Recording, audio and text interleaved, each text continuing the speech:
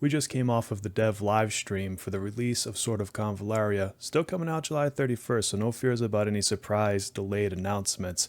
If you miss a live stream, feel free to watch the replay, or I've got you covered with all the highlights here today, including some exciting news on prizes that you can win, some really substantial ones at that. So let's dive right in and not waste any sort of time. This may be a little bit out of order, but I really want to start with this dev interview that they had.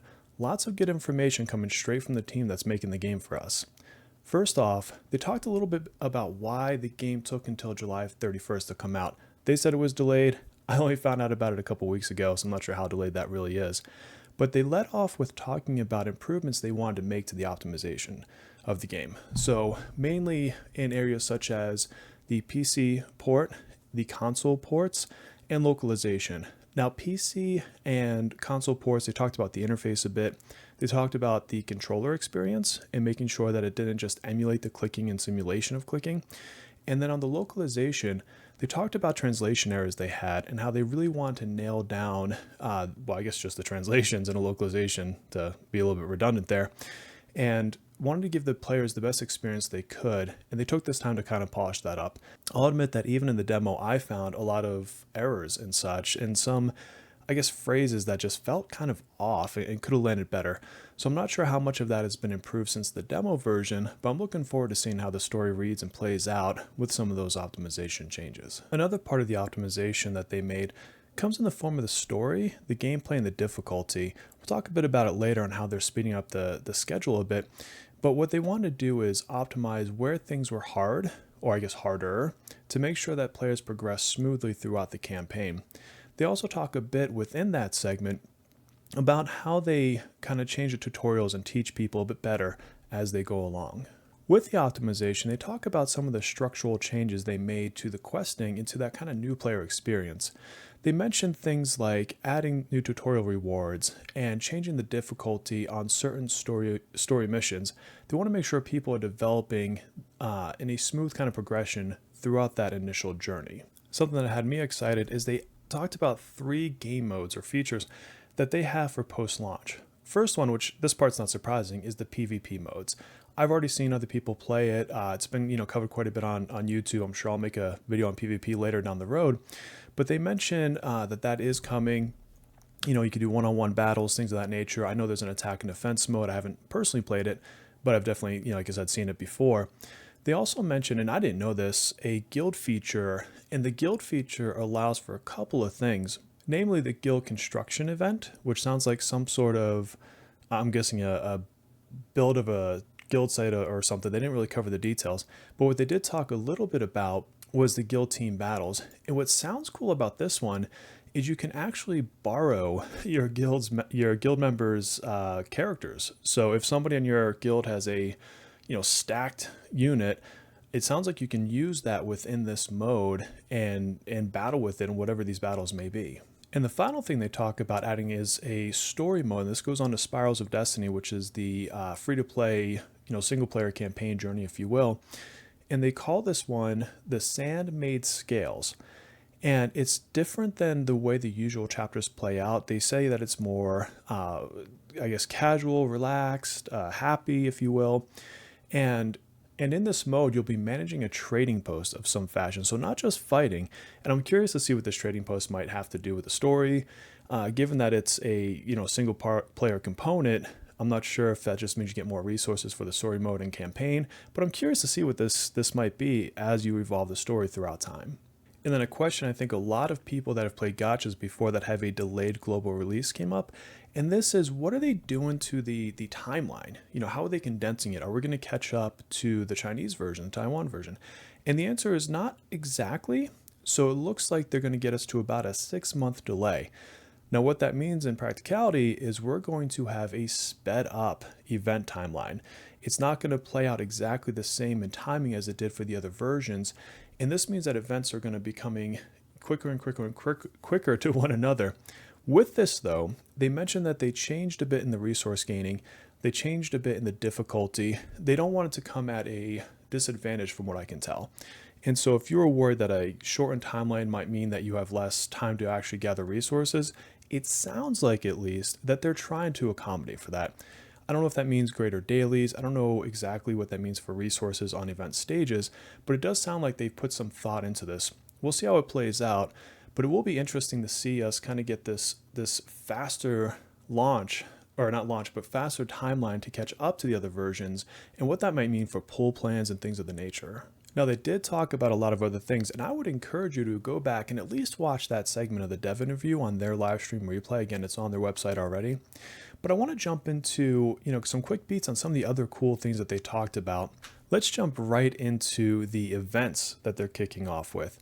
And we're going to lead off with a special character, one that I am personally going to be pulling for, and that is Gloria, our sort of Agrius from Final Fantasy Tactics individual. Let me show you a little bit of this gameplay as we talk. So Gloria is your offensive, supporting paladin type, and they do a great job to cover her with some gameplay, which I'll show here in the background.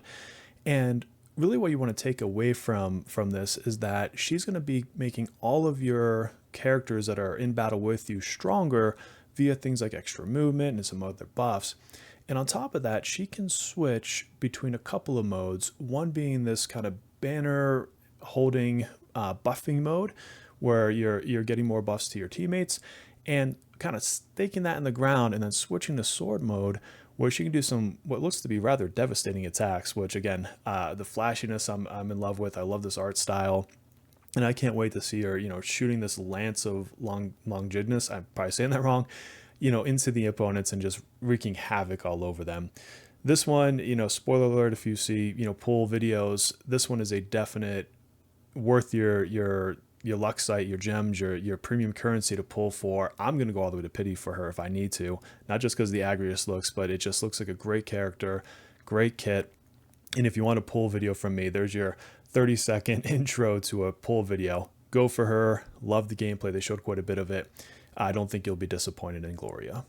And it's good to be excited for Gloria because she is on one of the first banners, actually probably the first banner. And the devs did show a little bit of these first events, ever so briefly, but you've got Gloria on one. So she's on her own raid up debut character banner. And on the other one, you have Beryl and Cole, which if you look at the tier list out there, they are also these tier 0 top tier, characters. And so the way it works is Gloria has her own debut banner. You can go all the way to pity with her, 180 pulls, etc. Beryl and Cole are kind of on a shared banner. I'm not exactly sure what it's called yet, but on this shared banner, when you pull a legendary, the two of them are both rated up. So they have an extra 75% chance of the pull once you get to a legendary. You don't get both, you get one or the other, but the chances are greater for either one of them, which is fantastic because again, all three of these characters are top tier characters. Maybe some lists will put Beryl and Cole slightly down as you get about a year into the game. Not really though. I mean, I think all three are going to be absolutely solid picks. You can't go wrong with any one of them. So seeing that the first banners, the first events are going to center around pulling these ones, this is a great way to just jumpstart your sort of Convallaria account, your career, and really get some of the most powerful units from, potentially day one, depending on how hard you go into these banners or if you plan on re-rolling to get them. The other thing that's really kind of neat is they're kicking off costumes. Now, I come from the city of Final Fantasy Opera Omnia. I love that game. Yes, I spent money on that game, and yes, I bought outfits. Okay, I can't tell you how many, I don't remember exactly, but quite a few. And if you're the type that likes to swap out your character's looks, here's a preview in the background of Beryl and what her first, skin looks like. I don't believe they mentioned how you get it. I'm assuming it's probably either some sort of a purchase or maybe some sort of an event type thing. I don't know, but just be on the lookout for it. If that's something that interests you, know that it's coming. They mentioned Cole as well. They didn't show it. They didn't say when exactly, but Cole sounds like they're getting a skin here relatively soon, I'd assume, if they're bringing it up already. No mention of Gloria though, so I think she might be at the default look. And then finally, I know you've been wanting to see what these rewards are. How do you get them? What are these prizes that I teased at the very beginning?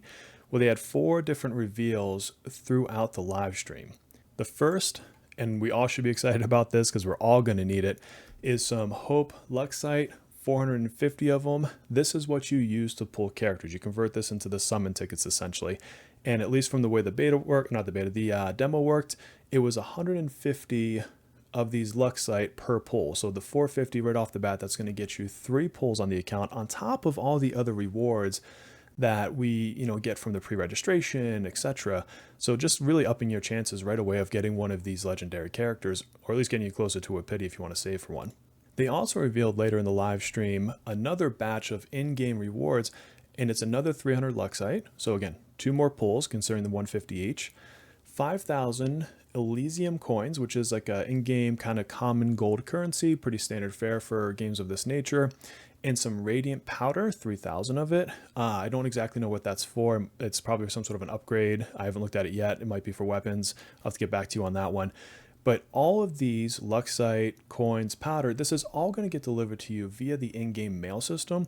You don't have to do anything special. You just have to get going in the game, and you'll get to a point in time where you can access your mailbox. You'll find these rewards as well as pre-registration rewards that are noted on their websites just waiting for you.